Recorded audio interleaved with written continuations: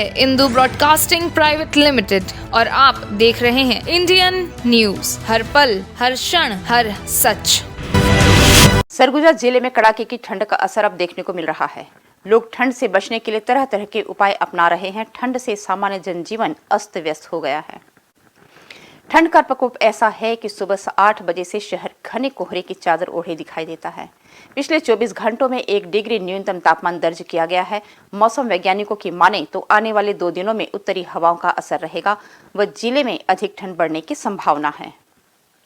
नवंबर के अंत या दिसंबर के शुरुआत में ही यहाँ पे कड़ाके की ठंड पड़ती है और हवा की दिशा जो होती है वो उत्तरी हो जाती है।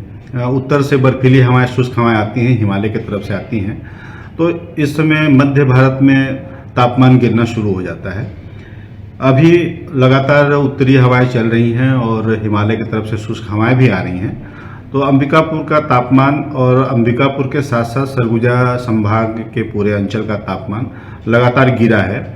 आज जो न्यूनतम तापमान रिकॉर्ड किया गया है 9.7 डिग्री सेल्सियस और ये अभी 2-3 दिन पहले जो था ये करीब 11 डिग्री सेल्सियस के आसपास पहुंच गया था। उस समय एक कमज़ोर पश्चिमी विक्षोभ सक्रिय हुआ था।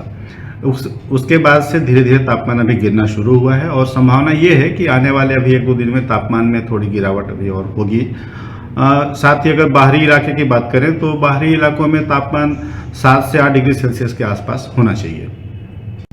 अभी एक चक्रवाती तूफान की संभावना है। अंडमान सागर से चला हुआ एक अवदाब जो है आगे बढ़ रहा है और संभावित है कि वो अगले 8 तारीख के आसपास चक्रवाती तूफान का रूप ले लेगा। अगर वो तमिलनाडु आंध्र की तरफ टकराता है तो वहाँ से कुछ नमी हवाएं, नमीयुक्त हवाएं चलेंगी और वो यहाँ भी उसके कारण से कुछ बादल बनने चाहिए।